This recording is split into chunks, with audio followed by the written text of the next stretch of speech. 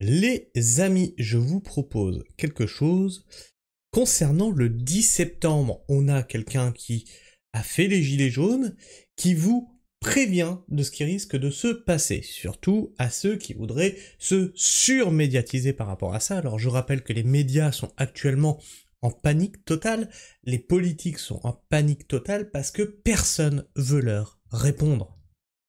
C'est un mouvement anonyme et personne ne veut leur répondre. Alors ils disent oui, il y a une dizaine de personnes qui sont derrière, ils communiquent par télégramme, etc., etc. Ils ne veulent pas d'invitation sur les plateaux télé, ils ne veulent pas répondre au téléphone, ils ne répondront que par texte. Oui, vous savez pourquoi on répond que par texte? L'écrit, ça laisse des traces. Et vous allez voir que ce que dit Maxime Nicole rejoint quelque chose que je pense réellement, c'est que vous allez, si vous voulez vous médiatiser par rapport à ça, rentrer dans une machine à broyer. C'est-à-dire que la personne qui va faire figure de représentation de ce mouvement va être broyée par le système. Ils vont aller fouiller dans votre vie pour trouver la moindre petite truc pour vous discréditer et donc de discréditer l'ensemble du mouvement.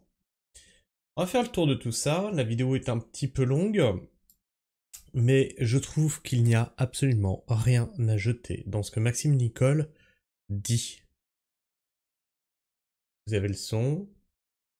Vous voyez. Bonsoir tout le monde. Vous m'excuserez pour la tête de fatigué. La journée a été un peu fatigante. Je vous fais un live ce soir pour plusieurs choses. La première, c'est que je reçois des messages concernant les appels du 10 septembre et du 17 novembre. Je reçois aussi des messages de journalistes, des mails, enfin tout un tas de choses sur l'inquiétude que peut avoir l'État, sur les questions que peuvent avoir les journalistes et sur les commentaires. Vous voyez que le mouvement commence déjà à inquiéter. Il a été à peine annoncé qu'il commence déjà à inquiéter. Et comme ils savent pas à qui avec qui discuter, ils appellent les anciens gilets jaunes. Les mêmes qu'ils ont broyés. Ils ont déjà broyé ces gens-là, ils leur disent est-ce que tu peux encore nous sortir de la merde ?» Et les réactions des personnes qui sont militants, non militants d'ailleurs, parce qu'il y a des gens qui s'intéressent à ce qui va se passer pour plusieurs raisons, qui sont complètement compréhensibles et légitimes, puisque de plus en plus de gens sont dans des Je situations vais de mettre en précarité 1.25 pour que ça passe plus naissantes vite. ou connues, vécues depuis des années. Et avec toutes ces questions, je me suis dit que j'allais réfléchir un petit peu avant d'ouvrir ma bouche, puisque j'ai regardé un peu ce qui se disait sur les réseaux, un peu les réactions à froid et à chaud de différentes personnes qui sont sur les réseaux, et ça m'a fait pas mal cogiter.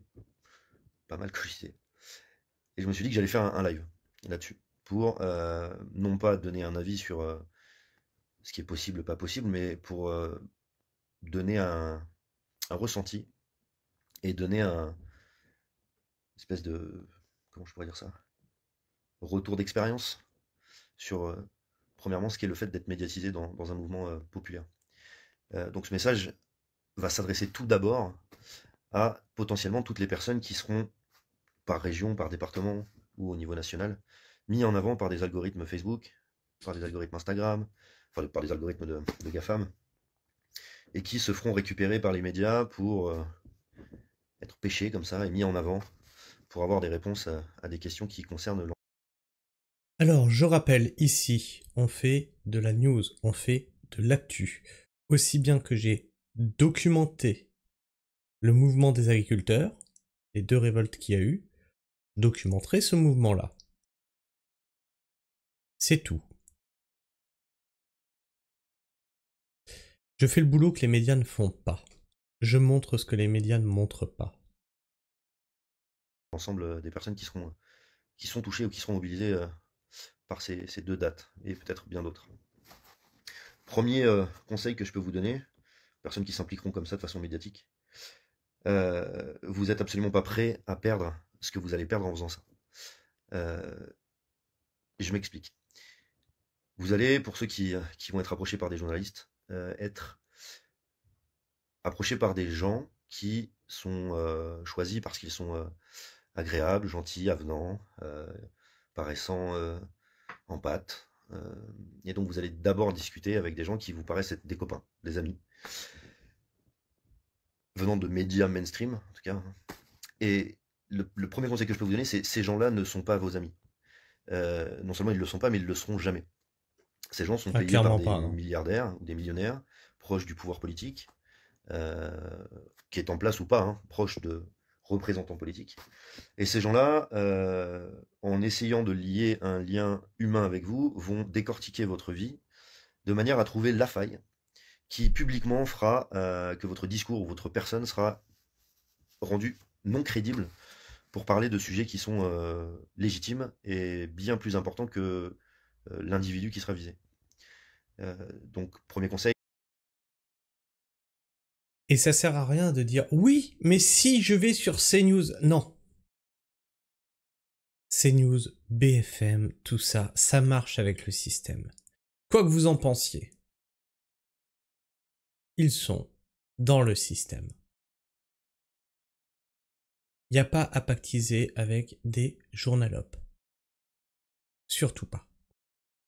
C'est comme ça que le mouvement des Gilets jaunes s'est fait défoncer. C'est-à-dire qu'ils ont voulu, hein, rappelez-vous les politiques, oui, mais on a besoin de personnes avec qui discuter. Donc du coup, c'est dégagé des têtes qui sont du coup devenues médiatiques, invitées sur des plateaux télé, etc., etc. Et ça a été le début de la fin des Gilets jaunes.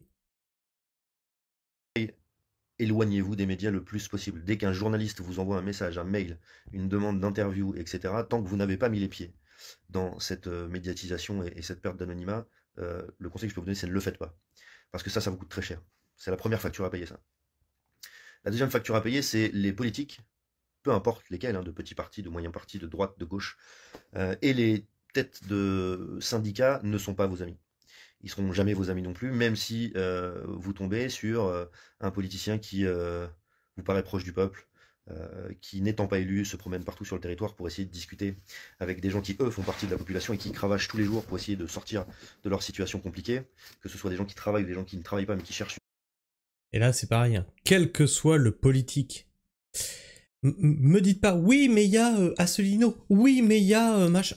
Quel que soit le politique. Quel qu'il soit. Un politique, c'est sa fonction. Il vit par et pour le système. Il a aucune raison de le défoncer, ce système.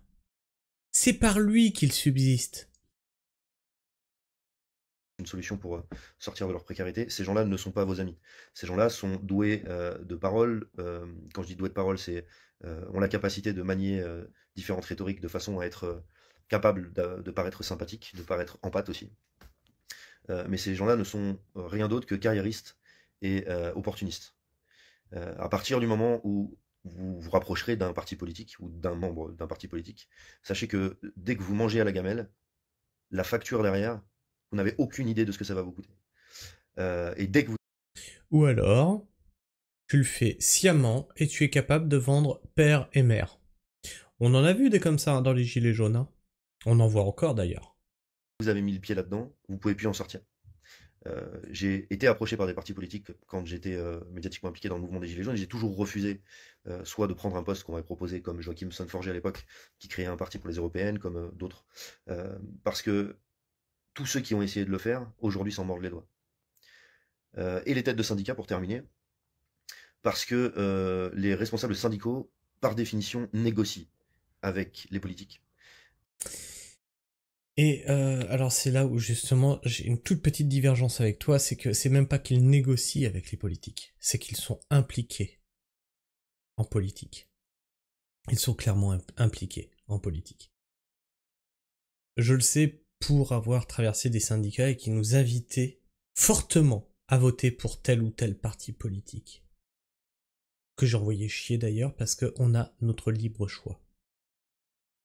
On ne négocie pas avec un État qui viole nos droits, qui détourne de l'argent public, qui met en poste des copains, tantôt dans le public, tantôt dans le privé, en détournant encore une fois l'argent public, etc. De scandale en scandale, de la droite à la gauche, dans tous les éventails politiques, vous voyez de plus en plus, et c'est pour ça je pense que ces dates arrivent, c'est pas par hasard, c'est parce que les gens commencent à en avoir marre dans toutes les classes sociales.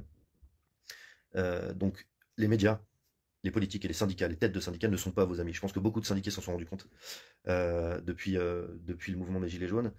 C'est pour ça que pendant ce mouvement, j'ai toujours précisé que j'étais partisan, que je n'étais rattaché à aucun syndicat et que je ne voulais pas copiner ou tirer un avantage particulier d'avoir eu l'opportunité, entre guillemets, de mettre le pied sur des plateaux de télévision. Votre anonymat, vous le perdez, c'est presque ad vitam aeternam. C'est-à-dire que une fois que vous avez été médiatisé et que votre nom a été affiché comme ça à la vindicte de gens qui ne suivent pas ce qui se passe dans la rue, et comme les médias s'occupent avec plaisir et tellement de bienséance de vous faire passer pour le pire des connards de manière à discréditer toutes les personnes qui peuvent être dans la rue pour des raisons légitimes, et ben ça c'est une chose que vous perdez, que vous ne pourrez pas récupérer par la suite. C'est pour ça que je vous dis que la facture elle est salée, parce que Et c'est là qu'est le problème. C'est qu'ils vont essayer de le faire, ça. Et qu'en te discréditant toi, tu vas jeter le discrédit sur le mouvement. Donc non seulement tu vas te faire haïr par les médias, mais en plus tu vas te faire détester par le mouvement. Tous les gens qui le composent. elle n'a pas de date de péremption.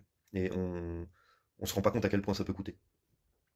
Ça, c'était la première partie des conseils que je peux donner par rapport à l'expérience que j'ai eue. Pour tous ceux qui courent après la médiatisation, parce que vous avez l'impression que c'est génial de passer derrière une caméra de télévision et de rentrer à la maison en se la pétant en disant « Ah tiens, je suis passé à la télé », je vous garantis que si vous pouvez éviter, vous vous enlevez une des peut-être des plus grosses épines du pied que vous pourrez avoir dans votre vie. Ça, c'était la première chose. La deuxième chose, et ça c'est un avis personnel, je ne suis impliqué absolument en aucun cas dans les deux dates qui ont été mises en place, c'est-à-dire que je ne suis ni à l'origine de ces dates, ni je n'ai aucun contact avec les gens qui ont lancé ces deux dates, et je n'ai pas d'accord avec eux pour diffuser quoi que ce soit. Je sais même pas en plus qui sont ces gens. Le deuxième conseil que je vous donne, c'est à toutes les personnes qui ne sont pas militants, qui ne l'étaient pas et qui, au vu de la situation actuelle, sont ou pensent devenir militants et s'impliquer dans ces deux mouvements, dans ces deux dates, qui peut-être auront des répercussions plus importantes et quelque part je l'espère. N'oubliez pas que la première des choses que l'État va faire pour que vous ne soyez pas dans la rue, c'est de vous diviser entre partis politiques, entre religions, entre couleurs, entre Ça a déjà commencé. racines, peu importe la racine d'ailleurs, pour faire en sorte que vous disiez que je ne vais pas dans la rue avec telle personne, je ne vais pas dans la rue avec telle idée, etc. Il y aura toutes les idées dans la rue, comme pendant le mouvement des Gilets jaunes, n'en déplaise à tous ces partis politiques et à toutes ces personnes qui ont pensé que c'était que de la droite, que de la gauche récupérée par un tel ou un tel.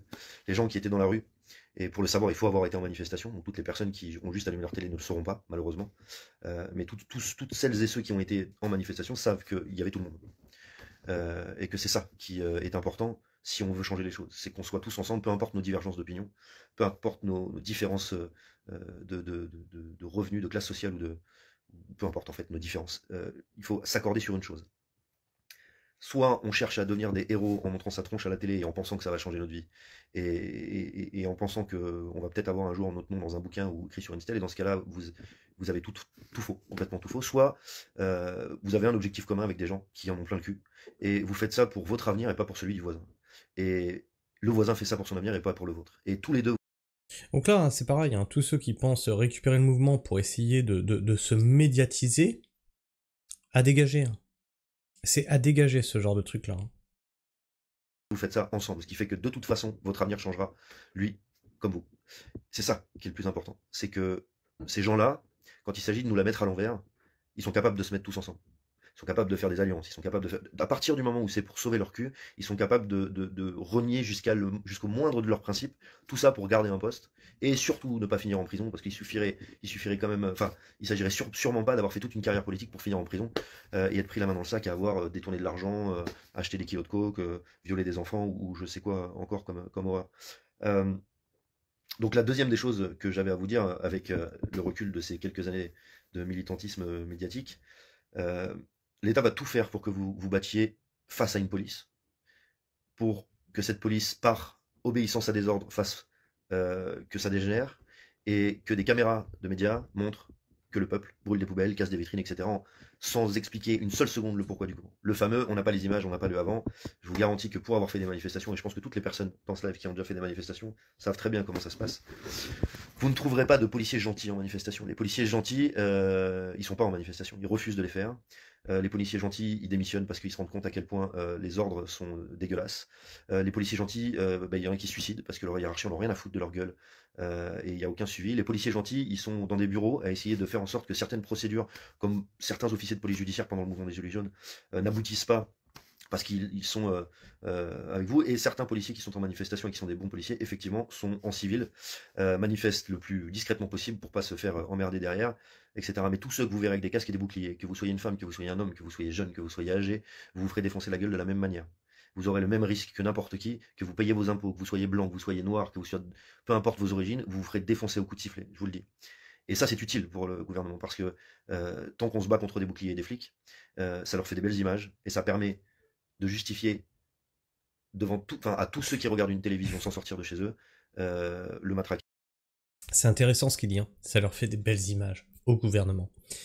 Et sans le vouloir, là, il dit un truc qui est énorme.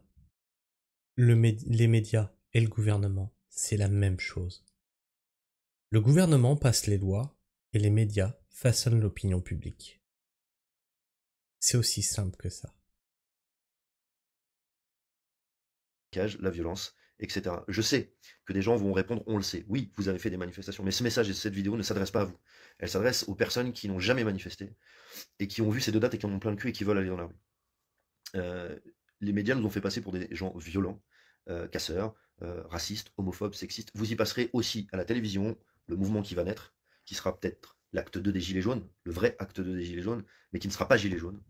Aux grandes dames de ceux qui aimeraient que ce soit le cas, je suis très content que ce soit pas le cas, dans le sens où moins on se met des étiquettes et moins ça va être facile pour l'État de nous diviser. Ce mouvement, il est un petit peu... Effectivement.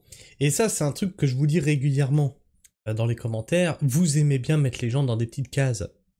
Bon, maintenant, il y a mon nouveau fond. Mais avant, rappelez-vous, attends, bouge pas, toc. Je vais repasser là. J'avais mis ce drapeau-là. Mais à côté, là-bas, il y a le drapeau français. Parce que j'adore vous faire bugger. Comment ça, il a un drapeau français, ça veut dire que c'est un facho? Et une fois que tout le monde commence à dire « Oh, il a un drapeau français, c'est un facho !» J'ai mis le drapeau LGBT. Ah non, c'est pas un drapeau woke, hein, comme certains m'ont dit. Et là, oh là là là là là là là. Là, j'ai eu les « Oh mon Dieu, tu as un drapeau woke! Oh mon Dieu, je me désabonne! Ouais, regarde à gauche, vite, vite, vite, vite, il y a un drapeau français !» Mais vous fondez pour des drapeaux, les mecs. Vous avez été matrixés à mettre les choses dans des cases. Faut que tout soit bien rangé. Et c'est ça qui fait le jeu du gouvernement. Un mouvement citoyen, et je trouve que c'est très intelligent. Il est annoncé comme un mouvement dépassant les clivages politiques, et je trouve que c'est très intelligent, parce que c'était aussi l'idée qui était diffusée dans le mouvement des Gilets jaunes. Et si j'avais une troisième idée, ou peut-être conseil à donner, ce qui marche, c'est pas d'être tous les jours mobilisé individuellement. Ce qui marche, c'est que en faisant des roulements, en faisant en sorte qu'il n'y ait pas de possibilité de se fatiguer, les choses ne s'arrêtent pas. Manifester en nombre devant des boucliers, ça sert à rien du tout. Ça servira à l'État et ça ne donnera rien du tout. Par contre, mettre la pression à des élus, à des préfectures, rendre... ce que je vais dire, c'est juridiquement, je le précise, il y a mon avocat qui vient d'arriver d'ailleurs, salut David, ça c'est drôle. Je vais préciser de façon claire quelque chose pour que juridiquement j'ai pas de problème avec la justice. Je n'incite absolument en aucun cas la commission de crime ou délit. Évidemment, l'État se protège derrière cette petite phrase pour dire que si on incite les gens à se soulever contre un État qui l'oppresse, c'est tout de suite une incitation à un crime ou un délit, et donc c'est passible de peine. Tous les influenceurs qui vont vous relayer ça ont ce risque-là. De se retrouver devant la justice, donc j'en ferai certainement partie, hein. Donc auront ce risque-là de se retrouver devant la justice pour incitation au crime ou délit. Parce qu'on aura montré des... On aura montré des images, on aura montré ce qui se passe, etc., etc. Ne vous en faites pas, ceux qui font les lois les font pour se protéger eux-mêmes. Ah non, mais quand ils te disent c'est pour ta sécurité, c'est pour ton bien, c'est pour ta santé, non mais faut pas les croire, c'est pour leur bien. Soit d'amende, soit d'emprisonnement, suivant le degré des choses. Mais, euh, mais aujourd'hui, même si j'incite personne à rien faire, parce que légalement ce serait répréhensible, ben, je vais quand même vous dire que être devant des boucliers, ça sert à rien. Faire en sorte que le pays soit bloqué économiquement, ça peut avoir des conséquences contre-productives. Retirer l'argent de sa banque, bloquer les préfectures, mettre la pression à nos élus qui sont censés nous représenter, mais qui, grâce à la Constitution qui n'a pas été écrite par nous et pas pour notre intérêt, peuvent faire ce qu'ils veulent. Ça, c'est quelque chose qui peut être productif. Après, tout est complémentaire. C'est pas parce que une idée ne vous convient pas qu'il faut cracher dessus. Cette idée, c'est pas la vôtre, c'est pas grave. Faites ce qui vous va, vous, et rappelez-vous que le mec qui fait autre chose, il le fait dans le même intérêt que vous. Sauf que pour lui, peut-être c'est une autre méthode de faire et qui est plus intéressante pour lui, ou juste par rapport à ses compétences et ses capacités, plus efficace. Ne vous battez pas les uns contre les autres. Je vois beaucoup dans les commentaires, mais ça marchera pas, mais ça sert à rien. C'est pas grave. Ce qui sert et ce qui est utile, va le faire. Ce qui te paraît utile, plutôt que de critiquer celui qui fait ce qui fait pas, euh, plutôt que de critiquer quelqu'un qui fait quelque chose que tu ne ferais pas, laisse-le faire ce qu'il a à faire et fais ce que toi tu penses bon. Et comme vous allez. Puis la multiplicité des actions permettra aussi le fait que l'État ne peut pas se préparer à tout, et il y en a peut-être un qui va trouver la brèche. À force de faire plein d'actions comme ça différentes, peut-être que, bah tu vois, par exemple, pour moi, manifester, ça sert à rien. Sortir l'argent des banques, payer les commerçants en liquide, pour moi, c'est quelque chose qui, ça a l'air de, ça marcherait mieux. Euh, des commerçants, hein, pas des grandes surfaces, hein, pas Amazon, pas etc. Alors peut-être que je me trompe, mais imaginez que ce soit ça qui marche. Tac, on a trouvé la brèche. Tout le monde fait ça. Faire quelque chose tous les deux, c'est complémentaire et ça peut fonctionner. Salut, salut Jérôme. Ensuite, à la question qui m'a été posée plein de fois, est-ce que je participerai à ces mouvements? La réponse est oui, mais de façon complètement anonyme. Est-ce que je participerai à expliquer ce mouvement ou expliquer ce que les gens devraient faire par rapport aux gilets jaunes, etc., devant une caméra de BFM TV ou CNews ou j'en sais rien? Non, c'est hors de question. Je ne foutrai plus les pieds sur un média financé par un oligarque pour expliquer quelque chose qui, de toute façon, qu'il, de toute façon, ne comprendrait pas. C'est là où je vous dis même CNews. Parce qu'il y en a, j'ai entendu dire, ouais, non, mais CNews, ils sont de notre côté. Non, CNews, ils appartiennent à des bourgeois. Tout pareil. Faut arrêter. Parce que ces gens n'ont pas le même train de vie, parce que ces gens ne sont pas dans le même monde que nous, et parce que les intérêts de ces gens-là ne sont pas les mêmes que les nôtres.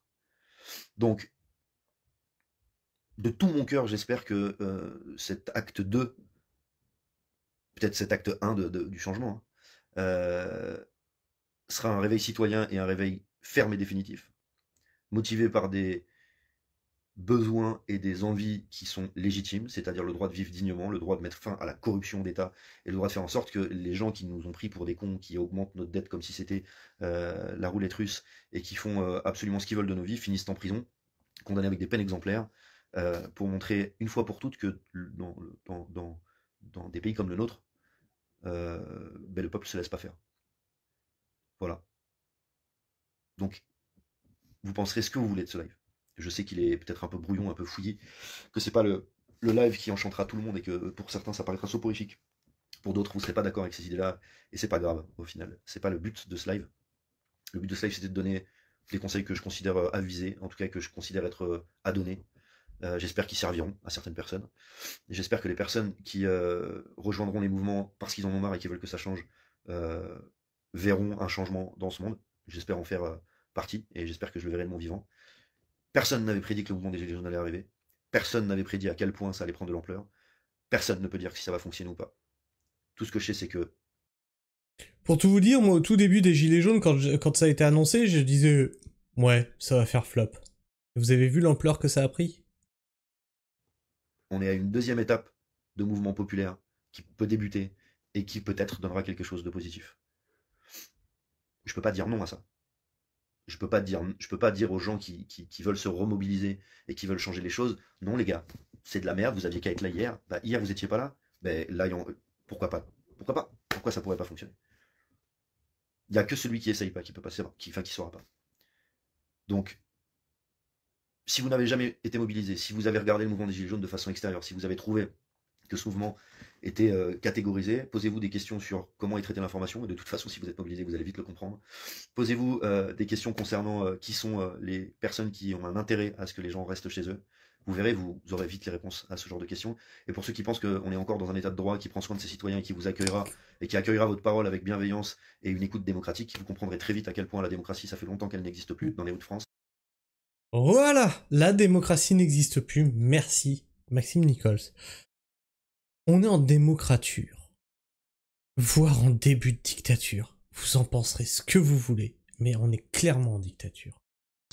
Vous comprendrez très vite à quel point l'État ne respecte absolument pas les avis de la population et le besoin de la population de changement radical au niveau de la structure de ceux qui dirigent et de leurs privilèges et de leur liberté d'agir et de nous pourrir la vie.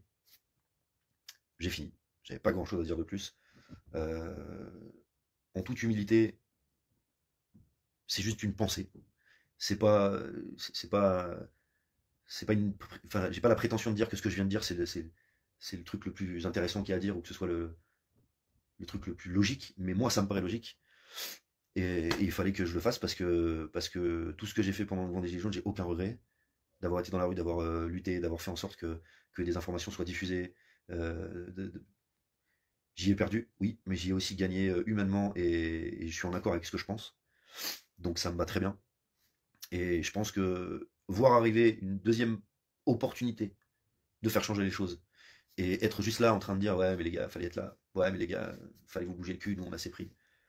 Tout le monde prend de plus en plus cher tous les jours et c'est pas prêt de s'arrêter. Si vous croyez vraiment que en restant chez vous, en participant pas à tout ça, de la manière dont vous pouvez le faire, hein, les choses vont s'arranger et d'un seul coup les politiques vont dire bah c'est bon alors on va réduire notre train de vie, on va arrêter tout ce qu'on fait de mal et puis on va mettre une vraie démocratie en place avec un pouvoir populaire, des contre-pouvoirs, des référendums possibles, des contrôles, juste des contrôles pour voir si on fait notre taf correctement, si l'argent public on l'utilise correctement et si on fait pas les cons. Voilà, la fameuse transparence avec ce qu'ils font de notre pognon. Non, ça viendra pas tout seul, ça. Ils le feront pas d'eux-mêmes. Ils se votent des augmentations et des vacances à 45 jours. Pendant que toi, de l'autre côté, ils te taxent de plus en plus et ils t'enlèvent des jours fériés et des vacances. Vous pouvez rêver les yeux ouverts ou arrêter la drogue, peut-être, parce que mis à part ces deux solutions-là, je vois pas comment on peut imaginer que ça s'arrange et que ces gens-là changent. C'est pas leur intérêt, c'est pas leur idéologie, c'est pas leur schéma de pensée. Ces gens sont pas formés pour penser humainement. Ils sont formés tout au long de leur vie pour penser de façon efficace. Rentabilité, argent, pouvoir. C'est tout ce que ces gens comprennent comme langage. Oui, on n'est plus que des chiffres sur une case Excel, en fait. On n'est que des chiffres sur une case Excel. Tout simplement. Donc j'espère, encore une fois, du fond du cœur, que tout ça va fonctionner, que vous allez réussir à dépasser vos clivages, dépasser vos colères, vos rancœurs. Et là, je parle par contre à tous ceux qui ont déjà été mobilisés et qui disent ouais, bah vous aviez qu'à être là avant, ouais, moi j'y crois plus, machin. J'espère que vous aurez la capacité de vous poser 5 secondes, 6 si vous avez envie, et de vous dire j'en veux aux gens de ne pas avoir été là dans la rue, et les gens qui vont aller dans la rue pourront peut-être m'en vouloir de ne pas être retournés dans la rue. Pas devant des boucliers de flics, hein, mais c'est une image. C'est pour dire j'en veux à des gens de pas s'être mobilisés et je vais pas le faire parce que ces gens-là sont pas venus. C'est ridicule. C'est ridicule. Donc, ceux qui ont morflé, je comprends que les méthodes d'implication vont changer. Je comprends. Vous allez voir aussi tout un tas de choses, parce que je vois des commentaires passés qui sont assez incroyables. Ce mouvement a été créé par ceci, ce mouvement a été créé par cela, ça vient d'ici, ça vient de là-bas.